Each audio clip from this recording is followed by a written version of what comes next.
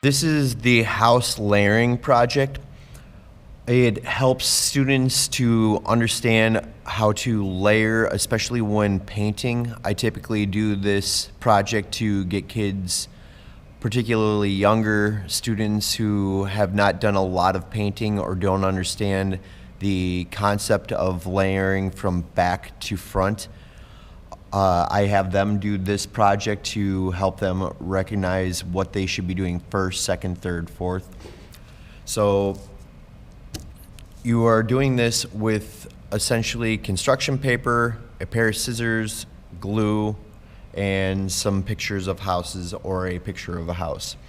So to start with, depending on the class that I am doing this with, whether it be younger or older, sometimes the younger kids, I will print out pictures for them. So I'll go on Google Maps and print off different types of houses, apartments, big houses, smaller houses, mansions, things like that, and let them choose what house they want to do. I also give the option if they want to do their own houses, that's fine, but to make sure that kids don't get self-conscious about where they live compared to other students, I always give them the option of do they want to do a house from the pile or do they want to choose their own house. So if students are choosing their own house or choosing a house that they've found on the internet, I always make sure that it's to their level. So for a student that might not have a high level of technique or a younger student, I might give them a house like this where there's not a lot going on with the house. There's just a couple of windows, a huge roof, and then maybe a tree in front.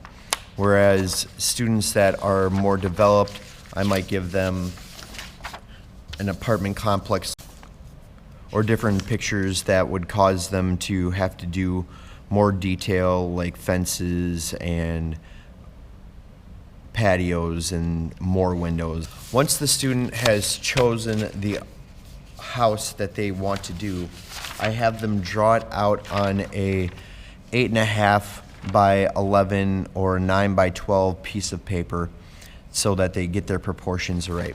So I usually do this project after I have gone through 1-point perspective or 2-point perspective, depending on the level that you are doing this with, so that they can understand that you need to put in a horizon line and then how the points go to either the center or to the edges, depending on whether or not you're doing 1-point or 2-point perspective. So I chose to do this house here. One thing that you can go over with your students too is how to simplify things. So there's a lot of trees in the background of this picture. So if they want to do 1 or 2 trees as opposed to all of these trees, they can do that instead. This is a more complicated house with all the different levels and the different points and the different windows. So I wouldn't recommend this to a younger student, but this is the one that I chose to do for the example. So the first thing I would do is start by drawing a horizon line. And again, explaining to them that the horizon line separates the sky from the ground.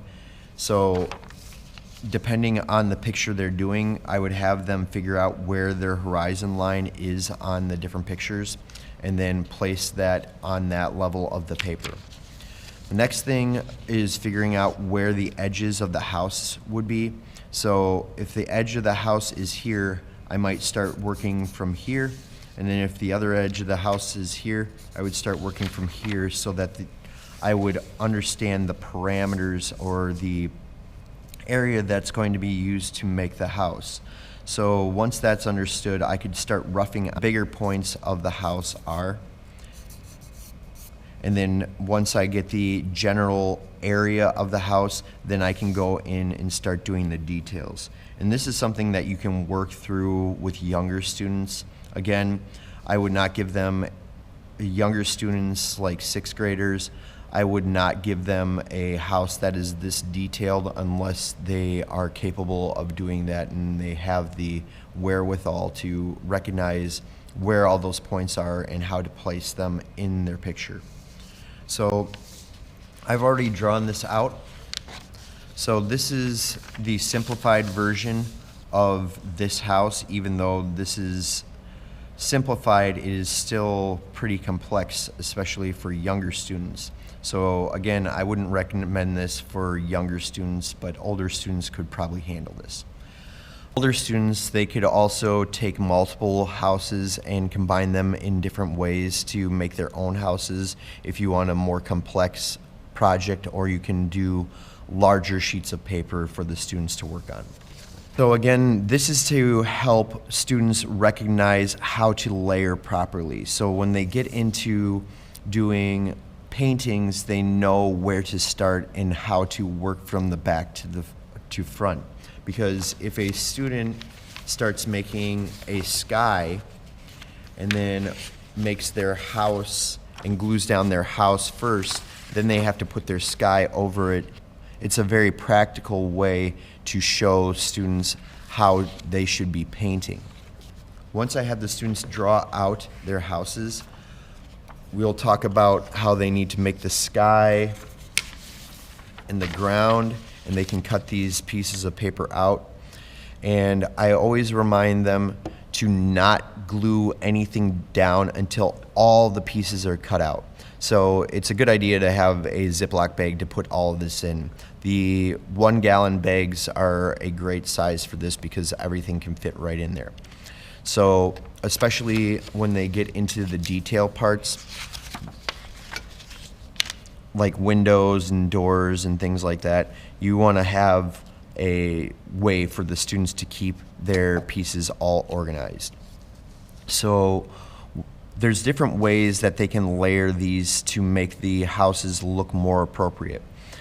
Instead of doing these real thin window frames, they can do one big black sheet or white sheet and then put black squares or white squares onto the larger sheet, so they don't have to worry about getting these really thin areas. The way that I do it is I have them do the horizon line, I have them do the ground and the sky, then I have them do the background, then the midground would be the whole house. So cutting out the complete shape of the house. So that would be the midground, and then the foreground would be the things that you put on top of it, and then the details. So talking about background, midground, foreground, and details will help students learn what order they need to layer things in, so that when they do get to painting, they understand that they're working from back to front.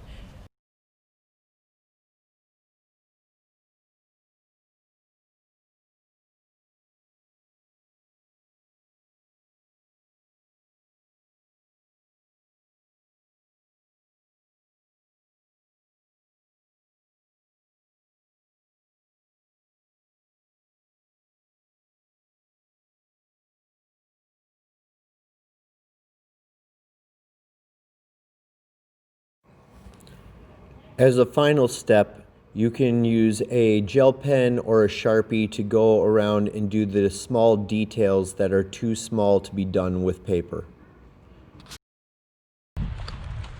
Do more, do better.